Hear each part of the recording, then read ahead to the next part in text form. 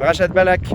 Alors Balak va mandater Bilram pour maudire le peuple juif, Chas v'Shalom, car cet homme est connu par ses capacités. Chaque fois qu'il maudissait quelqu'un, il pouvait, par la force de sa bouche, par l'impureté de ses paroles, en arriver à éradiquer des nations entières.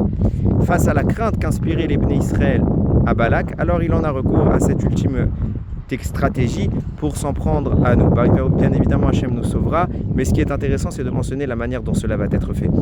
Bilram, la Gemara le décrit comme étant au courant du moment où, pendant un bref instant, le maître du monde se met en colère.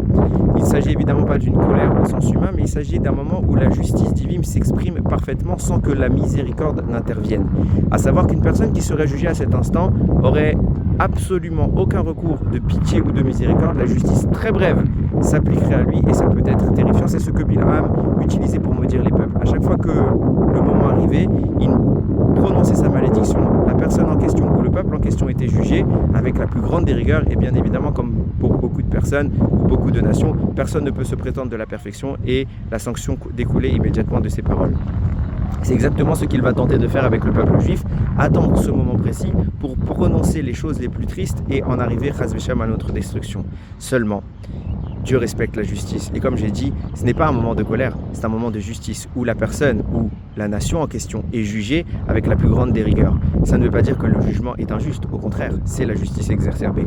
Lorsque la malédiction de Bilam monte dans le ciel, alors, comme tout le temps, on ouvre le dossier de l'individu ou de la nation et on regarde ses mérites, ses fautes. Et si en effet il y a des fautes, ils doivent être punis, mais si également il y a des mérites, ils doivent être récompensés. Et bien, c'est exactement ce qui va se passer. Bilam va se présenter devant le peuple, va regarder ce peuple dans l'espoir de le maudire, et à ce moment-là, qu'est-ce qu'il va dire? Ma tovu alecha Yaakov mishkenotecha Israël. Quelles sont belles tes tentes, Yaakov, tes demeures, Israël.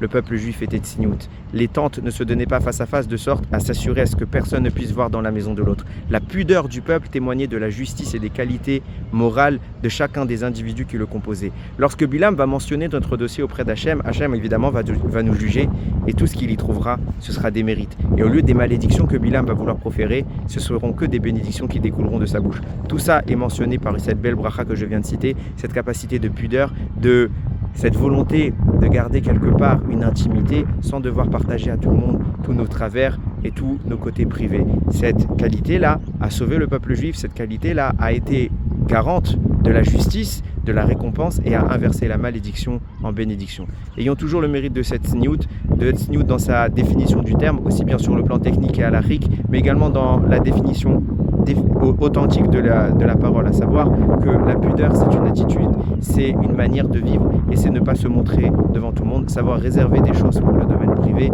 et garder ce qu'il y a d'important pour nous sans le partager aux autres. Baruch Adonai Leolam, Amen ve Amen.